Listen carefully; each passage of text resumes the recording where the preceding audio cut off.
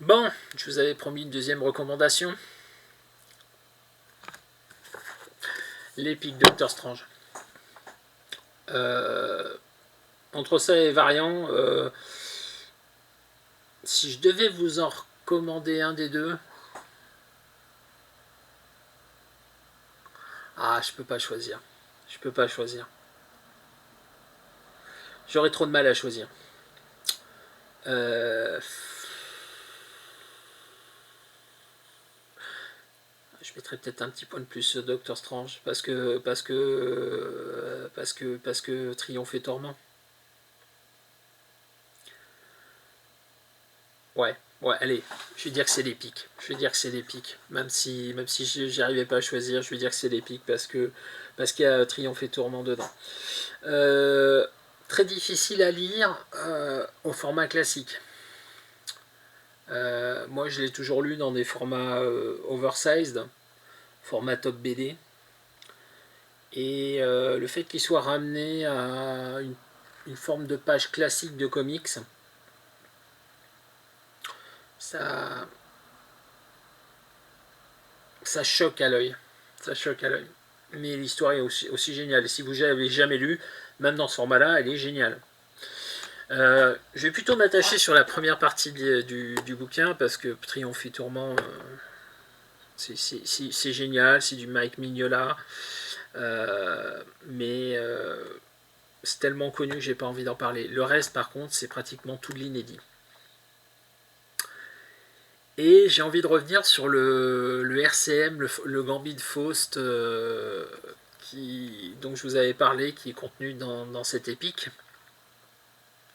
J'ai envie de vous en parler parce que je m'étais pas rendu compte de quelque chose à l'époque. Euh, c'est en plein milieu, parce que là on a de l'épisode 1 à 13 de la nouvelle série Doctor Strange Sorcerer Supreme de 88.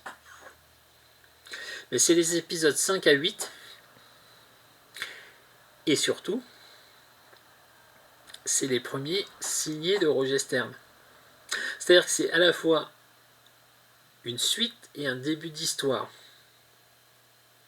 Et quand on lit le RCM Doctor Strange, ou quand on relit ça dans l'épique là que j'ai dans les mains, Roger Stern, quoi. C'est vraiment quelqu'un qui sait écrire, quoi. Parce que on peut tout autant se rendre compte que c'est la suite des 4 épisodes précédents qui ont été écrits par Peter Gillis. Et c'est en même temps sa prise de main du personnage et ça lance l'histoire pour les 9 épisodes qui sont contenus là-dedans, qui sont écrits par lui, quoi. C'est vraiment bien. Ça n'a qu'un défaut pour moi. Je vais expliquer le défaut, hein. C'est trop mystique. C'est-à-dire, c'est quelque chose qui va s'adresser à des lecteurs qui aiment l'aspect magique, l'aspect surnaturel. On parle de vampires, on parle de pacte avec les démons, on parle de choses comme ça, qui font que pour apprécier la lecture, si vous n'êtes pas fan de ce genre d'écriture, c'est pas possible que vous appréciez ça, parce que ça va pas être ça va pas cocher les cases de votre comics habituel. Si vous venez voir du Super Slip, c'est un Super Slip, hein, le Docteur Strange, mais c'est un Super Slip mystique et ça change beaucoup de choses à la lecture. Du coup, c'est vraiment super intéressant, super plaisant. Les 4 premiers épisodes sont vraiment un ton en dessous quand on se rend compte de ce qu'on a quand on arrive sur les épisodes de Roger Stern. Et quand j'ai commencé à les lire, euh, c'est vraiment pas mal. Les 4 premiers épisodes sont pas mal. Mais il y a un vrai step-up avec l'arrivée de Roger Stern jusqu'à la fin. Et puis alors après, on termine par Triomphe et Tourment, qui a une apothéose. Euh, Foncez, lisez-le. Le seul bémol que je mets dessus, c'est que c'est vraiment une lecture mystique. Si vous n'avez pas le goût de ce genre d'histoire, passez votre chemin parce que vous allez pas pouvoir aimer.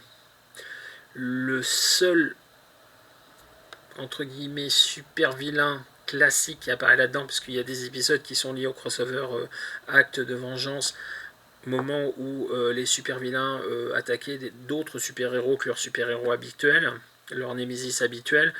Là, le seul super vilain qu'on voit qui est autre que Mystique, c'est le super bouffon. Et même à la limite, puisqu'il y a une thématique Halloween sur le personnage, plus ou moins. C'est franchement, ouais, vous pourrez pas aimer si vous aimez pas le mystique, clairement pas. Mais pour le reste, si vous aimez un tant soit peu le mystique, foncez parce que c'est vraiment super génial. Et vivement la suite. J'espère vraiment que la suite va sortir. En parlant de ça, les Panini Big News ont été annoncés. Ils ont annoncé la suite du Iron Man que j'ai acheté en Epic pour la fin de l'année, donc je vais le prendre, c'est clairement. C'est une certitude, c'est le seul truc que je suis sûr de prendre à peu près pour tout ce que j'ai vu à l'heure actuelle. Et puis sûrement les 2 intégrales Punisher, puisqu'on rentre dans la période de Wall Sportaccio. Et le reste après, on verra. Mais ouais, franchement, ça c'est l'épique numéro 8. Hein. C'est l'épique numéro 8. Je prends le 9 quand vous voulez. Je sais même pas s'il est disponible aux États-Unis le 9, puisque pareil, Marvel les sort pas forcément dans l'ordre. Mais s'il est disponible et que Panini décide de l'éditer, il est pris, sans souci. Allez, on bascule sur d'autres sujets.